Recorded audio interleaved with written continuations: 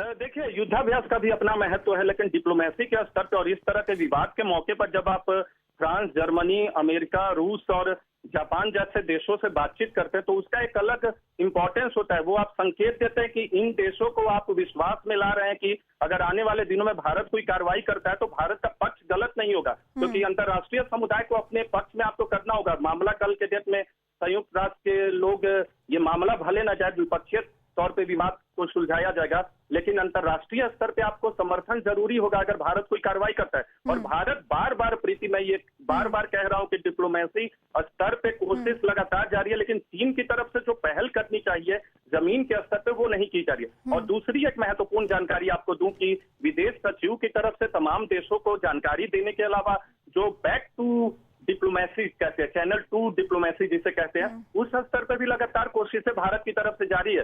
लेकिन चीन पे पूरा ओनस है, चीन की जिम्मेदारी है कि विवाद हल हो, और चीन घबराया हुआ तो जरूर है, क्योंकि जिस तरह से कोरोना के मसले पर भी पूरी दुनिया भर में वो घिरा हुआ है। और ऑस्ट्रेलिया को देखिए, ऑस्ट्रेलिया दूसरी तरफ से उसको घेर रहा है, जापान का आपको समर्थन है, अमेरिका आपके साथ है, रूस को हमने ब्रीफ किया है, जर्मनी और फ्रांस का भी समर्थन आपको है। पत्र लिखा था अभी कुछ दिन पहले डिफेंस मिनिस्टर को, फ्रांस की तरफ से लिखा गया था। तो ये तमाम चीजें आपको बताते हैं कि ताकतवर देशों को का समर्थन हासिल करने के लिए भारत ने रीच आउट करने की कोशिश की है। नीरज, इसी वजह से शायद आज जब प्रधानमंत्री जवानों को संबोधित कर रहे थे तो उन्होंने कहा था कि हम बांसुरीधारी कृष्ण की पूजा करते हैं और सुदर्शनधारी चक्रधारी कृष्ण को आदर्श मानते हैं। संकेत साफ है ये इतनी ही बात में चीन के लिए। देखिए, बिल्कुल। और एक सबसे दो महत्वपूर्ण लाइन, जो एक की विस्तारवाद का युग खत्म हो गया है, चीन को विस्तारवादी देश माना जाता है और इससे तमाम वैसे देश परेशान है जो चीन की सीमाओं से लगे हुए हैं, या दक्षिणी चीन सागर की बात करें या इंडो पैसिफिक क्षेत्र की बात करें, वहां चीन की विस्तारवादी नीति से तमाम लोग परेशान है। तो चीन को एक संकेत है कि आप विस्तारवाद का युग खत्म हो गया है, विकासवाद की बात कीजिए।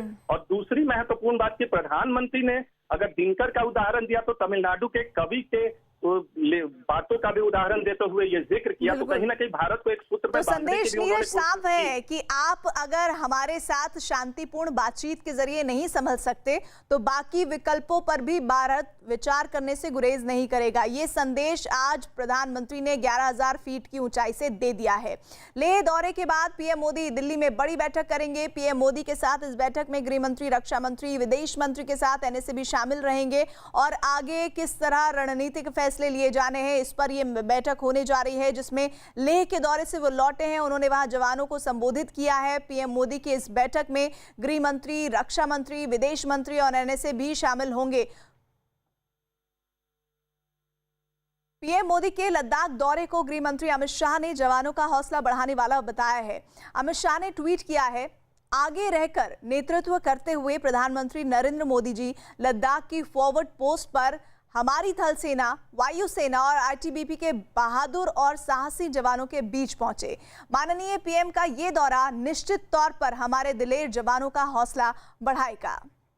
पीएम मोदी के लेह दौरे पर रक्षा मंत्री ने भी ट्वीट किया है। राजनाथ सिंह ने ट्वीट में लिखा है, भारतीय सेना के रहते देश की सीमाएं हमेशा सुरक्षित रही हैं। प्रधानमंत्री श्री नरेंद्र मोदी का आज लद्दाख जाकर सेना के जवानों से भेंट करके उनका उत्साहवर्धन करने से निश्चित रूप से सेना का मनोबल और ऊंचा हुआ है। मैं प्रधानमंत्री जी के इस कदम की सराहना करते हुए उन्हें धन्यवाद देता हूं।